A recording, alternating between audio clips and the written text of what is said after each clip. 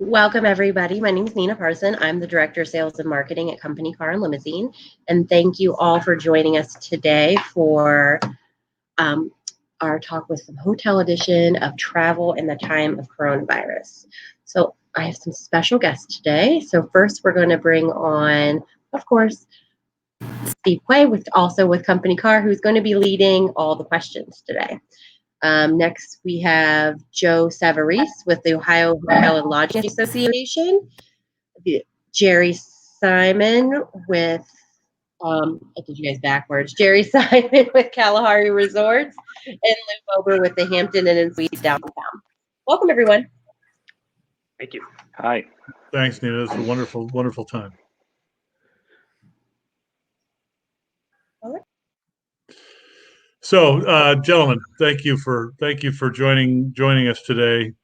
Our goal in these segments, we had one last week with the director of Cleveland Hopkins Airport. We're going to have another one with the director of Canton Akron Airport, and we wanted to talk to also hotels because they are so integral into the travel function. Whether it's leisure travel, where Jerry is a large player, or Lou Bober, who works in a sort of a standard downtown hotel, and Joe Savarese, who runs the Ohio Hotel Association. So I was hoping that you all could help us lay our audience to put their mind at ease as to what's going on inside hotels, and I want to make sure we talk about the things that are being done to sanitize the hotel and so forth. But I'd like to give each of you an opportunity to tell us and our audience today a little bit about your property. How many rooms? What are the services? How many employees are there typically? When did the hotel close? How did that decision happen? And Lou, let's start with you. Tell me about the Hampton Inn. Well, yeah, we're a 194 room Hilton branded hotel that offers valet service. We are nestled off of the corner of Superior and East 9th Street in downtown Cleveland. We offer lodging accommodations for both business and leisure travelers traveling to downtown. We're a short walk to all of the professional sports venues, as well as the Huntington Convention Center. This time of year, we're usually ramping up to about 35 to 40 employees, not counting the third-party valet service that we have. We suspended our operations on March 27th. As of right now, our target to reopen is around June 1st. So obviously there's been some conversation about reopening that I would assume is based on some level of incoming or inbound reservations uptick, or at least non-cancellation. Am I right there, or is that? Yeah, absolutely. I think what ownership and the industry in general is kind of looking for where the bleeding stops and kind of comes to a halt, and then starts heading the right direction, I guess, as the arrow going back up. Right now, it's so uncertain, with especially being downtown. With we got a lot of big drivers between the convention center, the three professional sports venues, as well as just a general leisure or business travel. So it's right now there's a lot of unknown. There's a lot of talks above my head going on back and forth, day to day, hour to hour. So it's just an unprecedented time, like everybody's been saying, and just we're just kind of taking it day by day at this point. It's certainly an odd time, and it seems like every time I think I know something, about 10 minutes later I find out I'm not quite so smart. So Jerry, a resort is a different beast. You've got families, you've got children, you've got grandparents, you've got leisure people, you've got, I would assume, and I don't know this, people who are coming for the day and those sorts of things. Tell me a little bit about Kalahari. Who's your target market, and how and what do they do when they get there? Right. Well, you're correct, Steve. I think every one of the markets you mentioned, we do include there. But Kalahari, we have 890 rooms. Currently, I believe is the largest hotel in the state of Ohio, but 215,000 square foot convention center, 175,000 square foot water park, just several restaurants. arcades. So it's an entertainment destination. So when this all came down early to mid-March, we actually had a large dance competition in the weekend of March 13th to the 15th, and they were bound and determined to pull it off. But last minute on Friday afternoon, they had to pull the plug. By 4 o'clock on Sunday, the hotel was closed based on the state mandates and recommendations of the local health commissioners and that. So it took us about 5 to 6 days to really shut down in its entirety. Closing down the water park, draining all the pools, getting all the rooms ready and all the public areas and that. But after about a week, we were taking it down to a skeleton staff and basically a maintenance and rehab staff. And since then, we've taken the opportunity to do a lot of the work you can't do when the hotel's open. Again, a water park, it's open 365 days a year, so there's never a point you can drain the entire water park. Great opportunity now, so we're doing a lot of work in there. Likewise with the rooms, a lot of deep cleaning. Of course, now we shift gears. It's a whole new game. You know, Kalahari is the type of facility. We make our money by packing people in. We can't do that anymore. Yeah. So we change the game, the whole sanitation and traffic flow and numbers and that sort of thing. So we're in the midst of doing that, and we will. Business will be different, but that's necessity. We're going to have to make the change.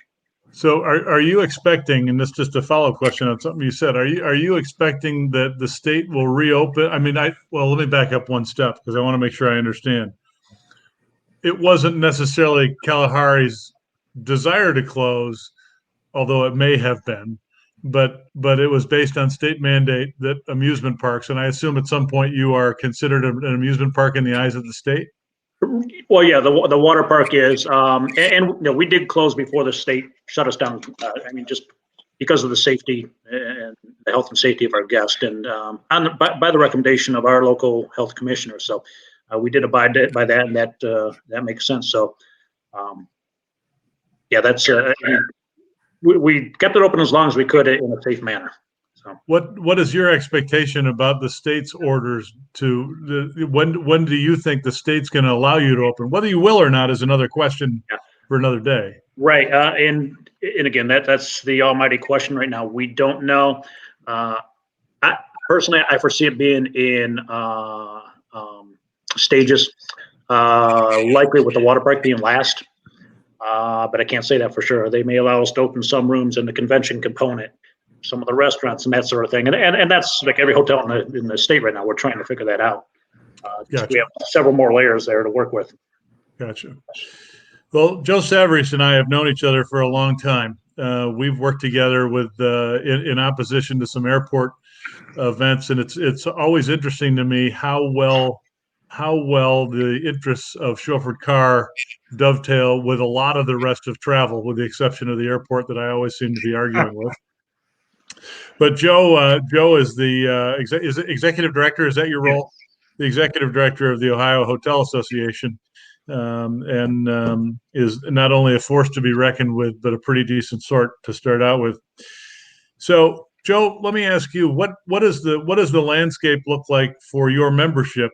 Not necessarily just downtown hotels or just resorts in the next 30, 60, 90, and maybe even 180 days before we get completely back to what we would consider some fashion of normal. Well, the human impact has been the most crushing part of this. When you think about the number of associates and employees affected, and that number right now across the state is that more than 70% of our workforce is idled. We've already lost almost 30,000, more than 29,000 direct hotel jobs in hotel properties, but also 86,000 jobs that are directly hotel supported. So those could be contractors, suppliers, others that work directly. People that do our landscaping are dependent upon our hotels being opened well. That number is not starting to pick back up at all. And 70% of the workforce being idled was a huge chunk of the unemployment claims that we've seen in Ohio. The loss in terms of revenue has been just amazing. There's been across the country $18 billion in room revenue lost in hotels. So not talking about the water park side of things or big conventions, but just in terms of room revenue, and about 200 to closer to $250 million now of that has been in Ohio. So that's just lost business that we can't get again. You can't sell a hotel room that you didn't sell last night. You know, you can double up on TVs and other materials that some of the retailers actually are doing pretty good. When you hear the news about some retail numbers like Target having record numbers, the impact on our people has just been incredible. At the same time, all of these properties have fought so hard to stay open as long as they can, where they've been able to do that to help service the response to COVID. But still, we know that just a little more than 30% of the properties across the entire state have had to make that decision to close, because it's just not sustainable if you have a 150 room property and you've got one guest there for 5 nights in a row. And that's a regular occurrence. We're seeing that. The average occupancy across the state of Ohio right now is about 20% as of last week. It was just a tick over. And that's an average number. So when you think about some of my members that are servicing medical professionals and first responders, or trucking companies and transportation and logistics, some of them are in the 40% range. That means we've got a lot of businesses out there that are operating at single-digit capacity and single-digit percentage of their normal revenues, which is just not sustainable. So what does it look like going forward? It's not going to come back by flipping on a switch, because as you've discussed, we're going to ramp these things up. And the economic impact, the damage is already happening on so many of our member hotels that's going to have a longer tail. So one of the things that we're doing, in addition to arguing reopening, is that we're saying you can't forget that we still need some economic relief measures for not only hotels, but other travel-related businesses, because we have been hit in a different way than other businesses. I love that phrase, we're all in it together, but we're not. No, we're not. Same degree as Target, which just posted, a record, first quarter. So, you and I were talking about our numbers before we started. And even with the restaurants, the carryout business, a lot of restaurants are doing 40% or 30% of their normal revenue, in carryout. Now that's devastating to them, but I've got members that would die for 30 or 40% of their revenue. Me. I want in at 30%. I'll take it. We have to work on the economic relief measures, even while we're fighting for this increase in business. We do think that it is going to start to come back, because we're starting to see the inquiries about reservations now for after Memorial Day. That really just started in the last week or so to pick up, where people are calling. And I just had a phone call with a highly placed administration official, as they say in the news, before we got on this call. And I think based on that input, they're thinking the same thing, that there's that Memorial Day trigger, which is so important for all of us to look at June and not write June off. But it is going to depend on how the numbers continue to look for infection rates, and if the curve is being flattened. But I think that there's a real possibility that June is when we start to see some more significant restrictions lifted. And we've got to talk about that group number, because the number right now is still 10 people, is the limit. We're not going to be able to hold 500 or 5,000 person events, the next day, but we got to start saying, what is that path for that number going to be? Because there is just no group business going on in Ohio, and that's what ties us all together. You bring them to our events, we host them at the events, we have a place for them to sleep at night, and the cycle goes. There's just no group business going on in Ohio. And I think you have hit it right on the head, Joe, that it is uncertainty now that is driving the lack of activity.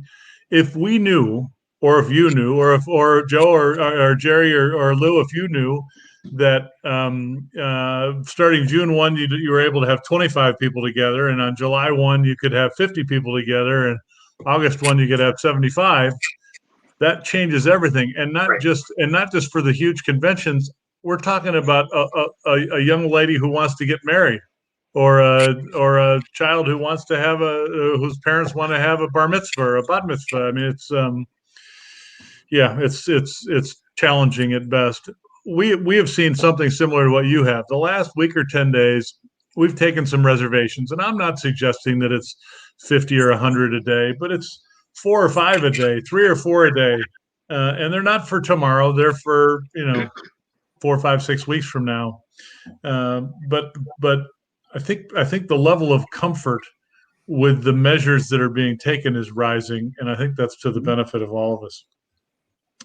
So, and this is sort of a group question for all of you. I think most people assume, wrongly, because I happen to know that hotels are owned by the brand, that a Hilton hotel is owned by Hilton, that a Marriott hotel is owned by Marriott, that a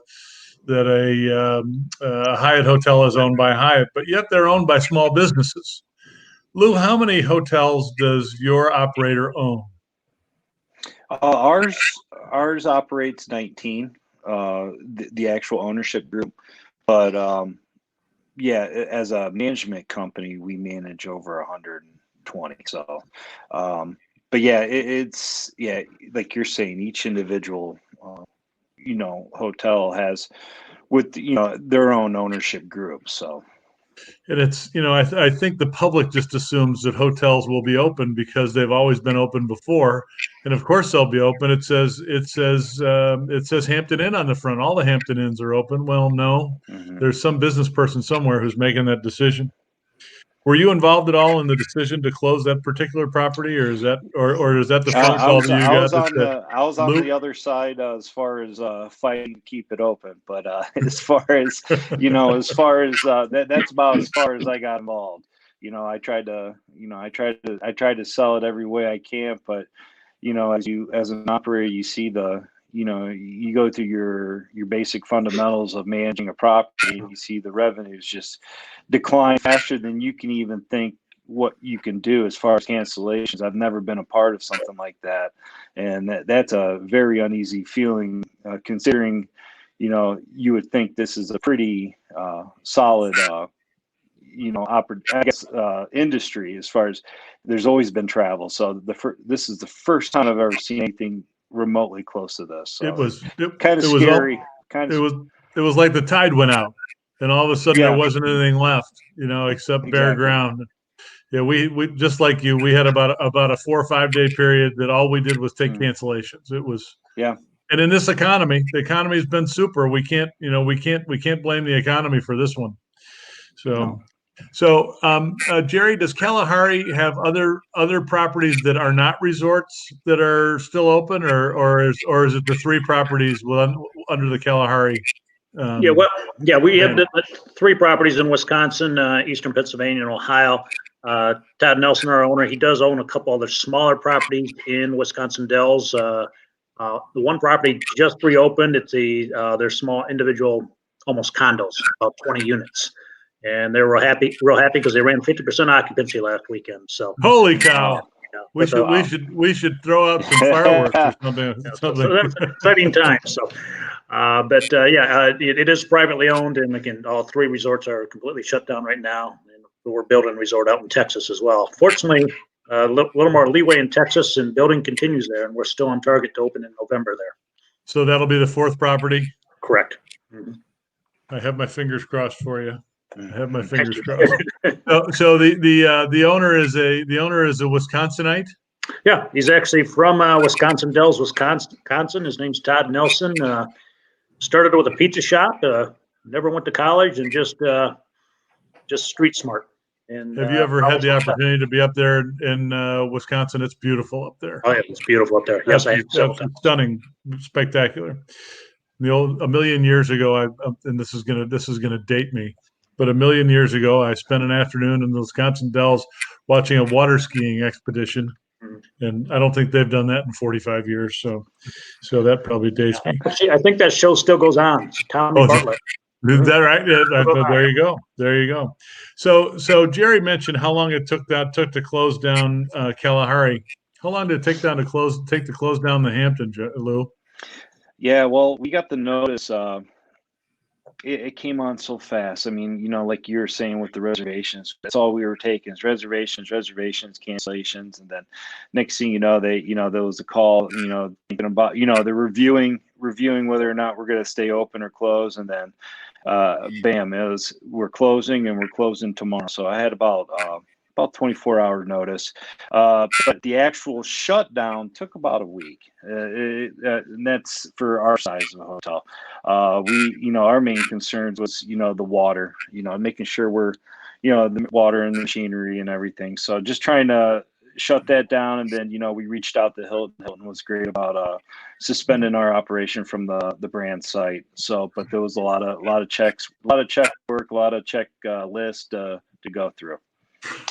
So how long will it take you to reopen it? Our strategy going into closing was to be ready to open, at a moment's time. So we took the time to get the rooms ready, make sure we're ready to go. I mean, we can start. We do have layoffs. Unfortunately, we had a layoff like 80% of our team, which was, that was probably the toughest thing I've had to do. We're all in this together, Lou. Yeah, and but we've been I've been constant communication with them. We're ready to go. So I mean, all we need to do is just get the okay, and we can. I'm certain we can call people back, and they'll be ready to go. So we're doing everything we can on our side to protect our team. Most importantly, our team, as well as if we protect our team, they're going to protect the travelers. So we're ready to go. We're just waiting for the approval. So, Joe, I realize that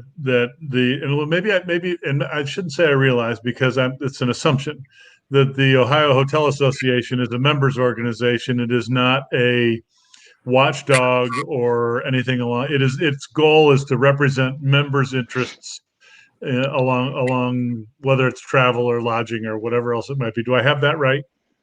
Fair enough, but we do help promote standards, and so some of that is going to come into play as we talk about cleanliness standards and some new protocols coming online. But you know me, I make no bones about the fact that I represent the business of these folks that you see here, and we're all about the business.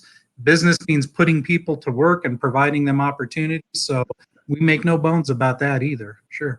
Yeah. So what do you do about those cleanliness things or sanitation things? I know from National Limousine Association, we get updates about strategies for cleaning or products for cleaning or bombing cars to make sure that we kill everything. I mean, what are you doing something similar and sharing those best practices with Jerry and Lou? We have always had, I think, really high standards in the hotel industry for cleanliness and disinfection and limiting the transmission of any disease. Sure. This isn't the first time we've dealt with something like this, and it doesn't take much history. A lot of younger people may not remember things like Legionnaire's disease and other things. SARS. Our industry, pays a lot of attention to that, but clearly we're going to be stepping up the game in terms of what's going on. And that's going to be important for consumer confidence to get people, comfortable in terms of traveling and staying in hotels. It's going to be important for protecting employees and guests. And there are going to be increased protocols. Just this week, the American Hotel and Lodging Association, all of its state partners, every national brand, and many of the large national hotel companies, ownership groups, and management companies came out with a new increased and enhanced protocol, guidelines for reopening as they relate to cleanliness standards and sanitization.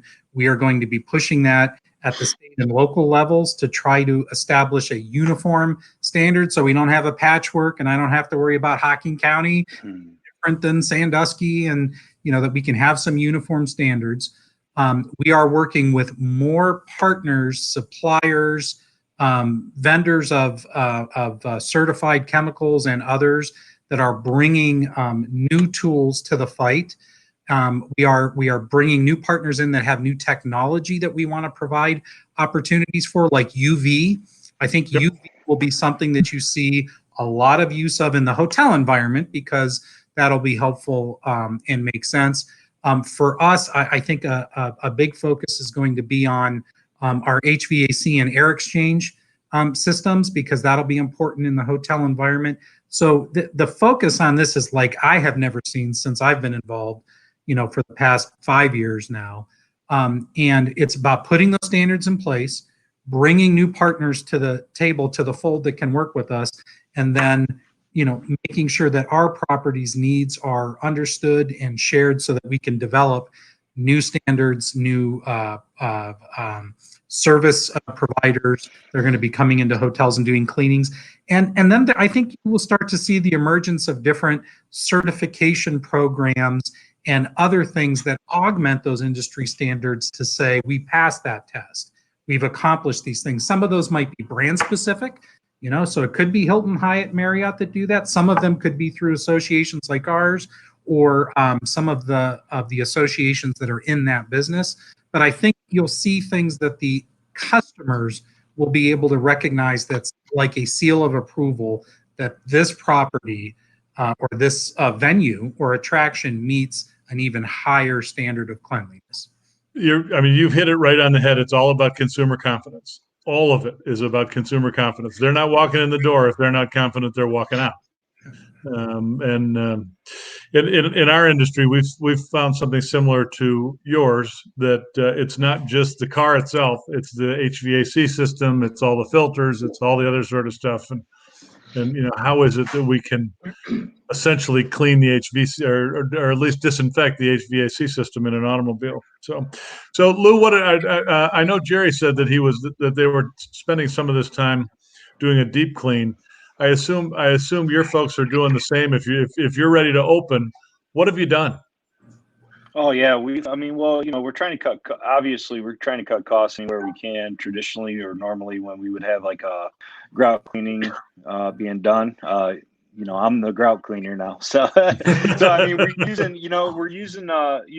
taking the opportunity, like, Jerry said earlier, typically when you run 24 hours a day, this is we're trying to take a positive spin on a negative, situation. And we're trying to do what we can to organize the hotel, make sure we're cleaning. The nice thing is that we had a great partner with Ecolab, as long as I can remember. And, they're kind of spearheading, the chemicals that we should be using. The good news is that what they've been rolling out, we've already been using. So it's just going through, like you said, instilling confidence into the traveler, but also Hilton's done a great job as far as working on trying to do a standardized cleaning, is, like a stay clean, basically focus on 10 of the highest touch points in the room. Some of the layouts, we're trying to figure out the layouts there because, it's kind of unpredictable with, how business is going right now. But, some of the things that we're going to make available is obviously, sanitizing stations throughout the hotel, to reassure people. But yeah, as far as there's, new machines, new items coming out as far as to sanitize, to clean the room. There's new policies if there is a case of if there was a COVID case, there's a procedure now that's going to be put in place for that as well. So we're minute by minute, day by day, we're getting new information. The communication has been great, just everywhere. So at least from our perspective, or my perspective. So, but yeah, it's, we're doing that. Some of the things we're doing, you mentioned the Legionnaires, we're working on, we're running our water, making sure the water is getting flushed through the pipes correctly. And we're going through each room, running faucets, we're keeping a log, and, we're just trying to do the little things to keep the machines and everything going. So when we do run, we don't have to, worry about any kind of kinks. We can catch them before we reopen.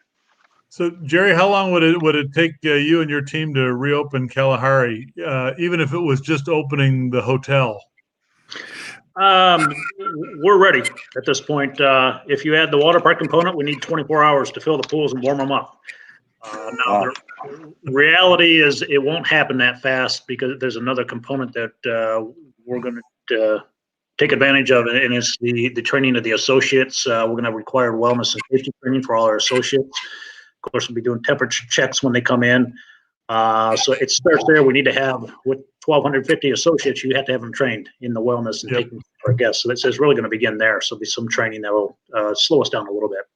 So is that something that you're using PPP money to train people, or to train people while they're laid off or while they're furloughed? Or it's when they come back, when they bring them off of furlough. But what I'm saying is we may not open right away when we bring them off of furlough for those training purposes. And again, it'll be done in shifts because more than likely the resort will open in shifts, whether it be the rooms first and the convention center, then water park. I'm not real sure, but we have a very detailed plan for each component of the resort, as far as the cleanliness, the sanitization, as Lou and Joe have been talking about. So, and that is very fluid too, because things are changing from day to day, and going to a lot of recommendations of OHLA and other industry leaders. It's been interesting. We have always looked at our industry, and yours probably dovetails very well with ours in this regard. Is there's a hierarchy of needs, just like we need love and affirmation and all the other sort of stuff. And at the bottom of that triangle used to be on time in a clean vehicle with a chauffeur that knows where they're going.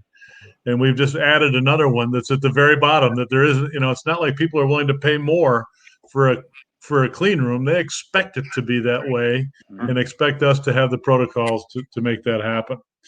So in terms of additional orders from the state, what would you like to see that maintains safety enough that you think the return on that is customer confidence? Joe?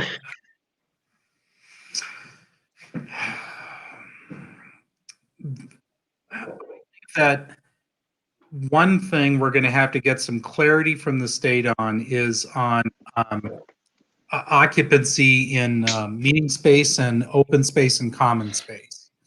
And I think it will be important to say we have to talk about what those numbers are going to be so it's understood, because the state direction on that has been really vague right now. For the consumer retail and services guidelines that they just issued, it says you have to cut your occupancy in those spaces, not like in a sleeping room. And it says, for example, you could say it's half of the fire code, but that's not the requirement. The requirement is on the business to come up with an occupancy number that it thinks is right. That's going to be a real bear once people start to figure out what that requirement says.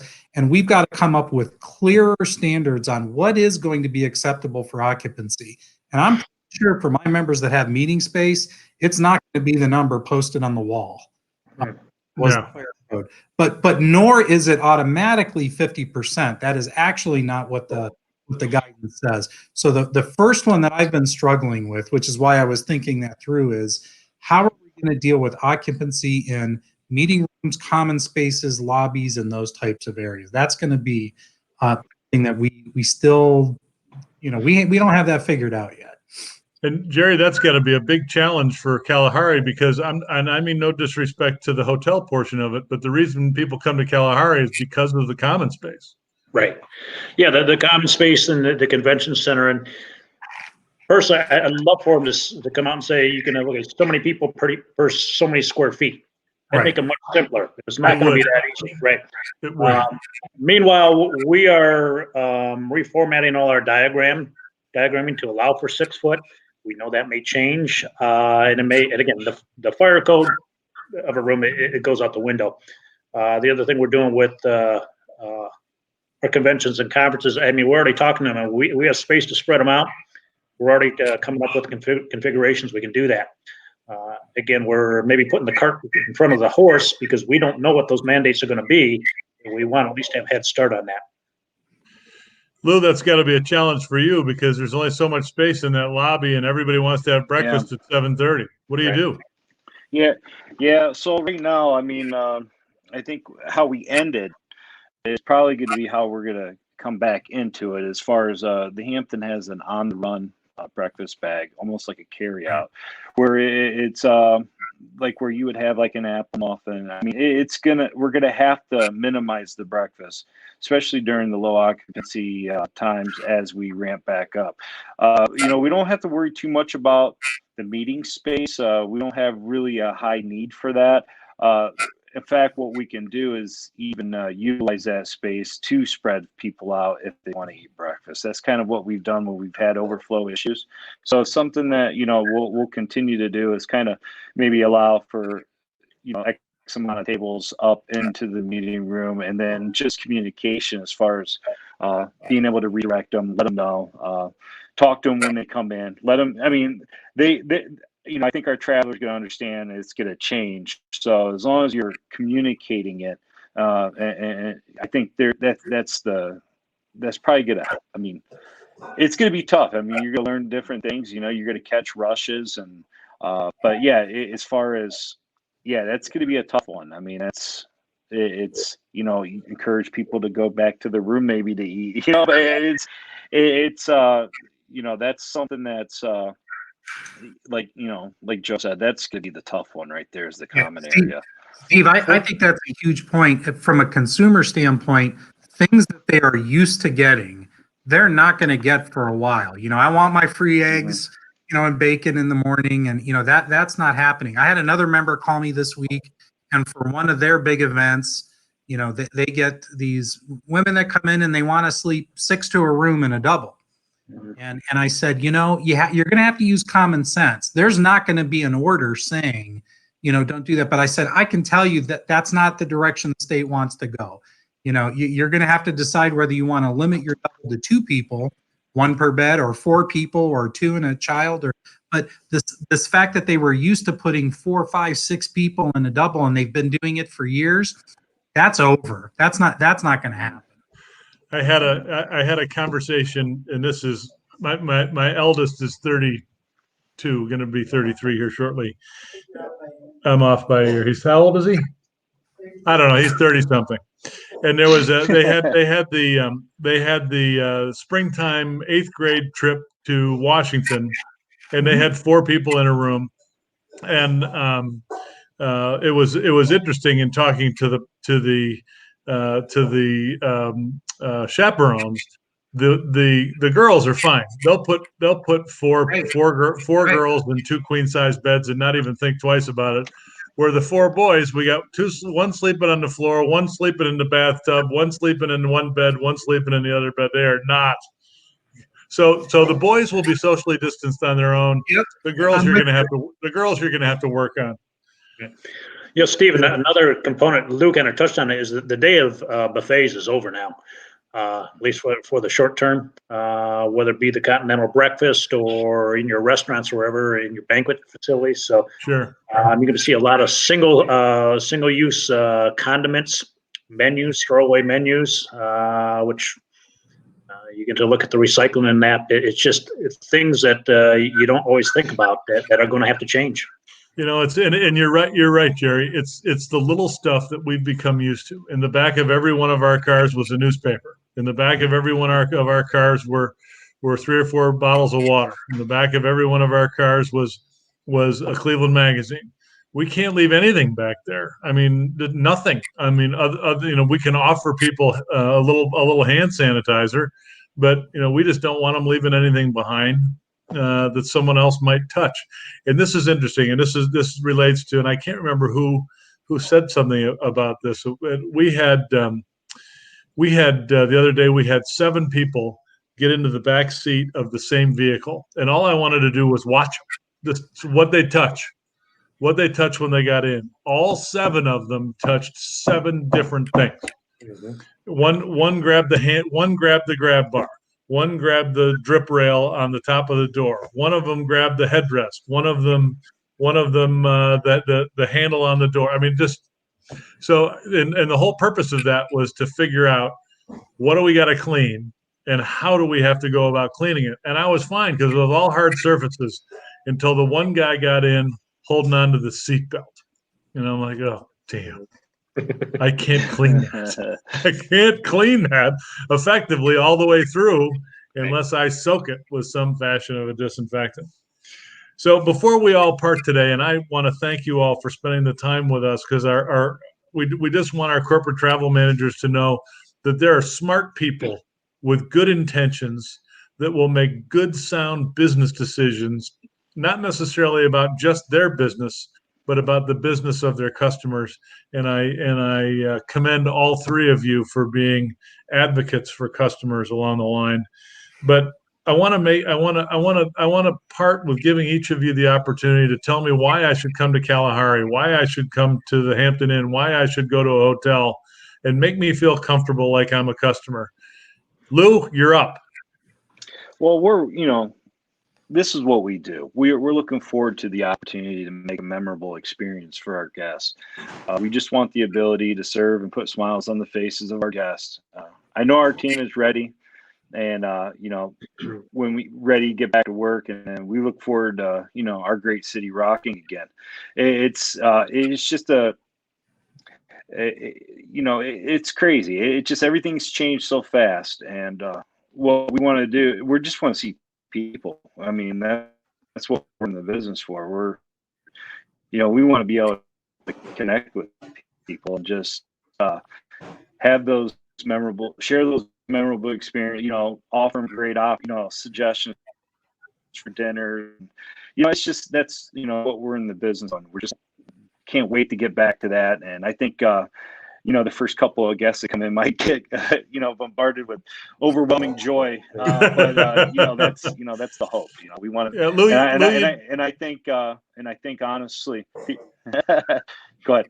One of the things that I miss most, shaking hands. I just miss it. I mean, it's a Lou was kind enough to host us the other day in the lobby of his property, and all I want to do is shake his hand when I walked in the door, because that's how the conversation starts. I mean, that's how we can become comfortable with each other. And I'm crushed I can't do it. Jerry, how about a Kalahari? Well, it's interesting because though we're huge resorts, what works to our advantage is we're a family-owned resort, and we have an ownership family that is concerned about families, and they're concerned about providing the right experience. And they know if we cannot make our guests feel safe and secure when they come to these resorts, they're not going to have a good experience, and they're not going to come back. So we're pulling out everything. We're spending a lot of money that obviously was not budgeted for to shift gears, as I mentioned earlier. We need to make this happen, and we will. We'll trip up along the way, I'm sure, but fortunately we have an owner that when he makes mistakes, he'll fix them and make them right. So again, because he's family oriented, that's going to pass right down to our guests. So I'm looking forward to welcoming everybody back. Me too. Joe, what's the Ohio? How can the Ohio Hotel Association make me feel comfortable about going to Lou's place or Jerry's place?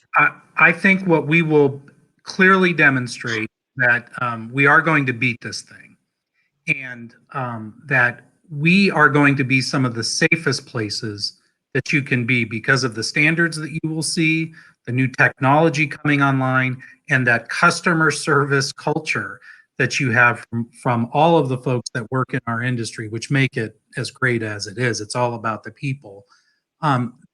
You will feel safe, and it in fact will be some of the safest venues that you'll be able to be in.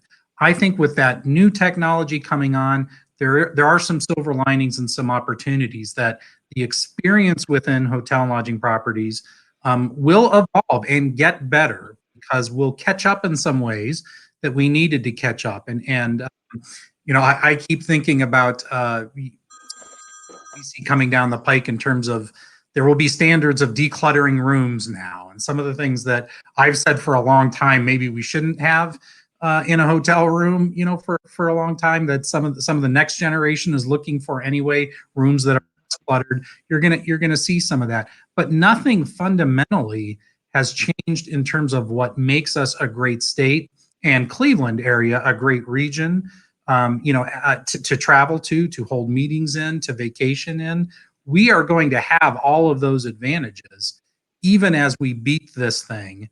and implement these new standards and technologies. The fundamentals are still there. That's what, Steve, that's how you and I, met each other, is in this business, and how much we love what we do. We are well situated within the country for more drive-in business. We have a great opportunity for people within the state that are not going to want to travel outside of the state. I'll still put up what we have to offer and a summer in Cleveland on a beautiful day against anything else that's out there. And that's not going to change. Let's remember what we have to offer. We're going to beat this thing down. We're going to create a better guest experience, make them feel safe, and then we're going to, sell what we have to sell. Wonderful, wonderful, wonderful. I'm going to welcome Nina back in, and she's gonna throw us all out the door. Nina, thank you for hosting this. I really appreciate it. I hope there's somebody watching that is more comfortable today with Kalahari, with the Hampton Inn, with hotels in general, and hopefully with chauffeured car at the same time. Nina, thank you. Thank you guys, everyone, for being here today. I loved it a lot because before transportation, obviously hotels were my world. And so it was nice chatting about hotels again, although I reminded me that I don't miss night audit or any of that. So yeah, thank you guys. And while I'm sure there's always a different way we'd like to be celebrating Cinco de Mayo today, I'm glad you all spent it with us. Thanks, guys. I really appreciate it. Nina, thank you for hosting it. All right. We will we'll chat soon. Have a good Thank Thanks, you. guys. Yep. Can't wait to see you and shake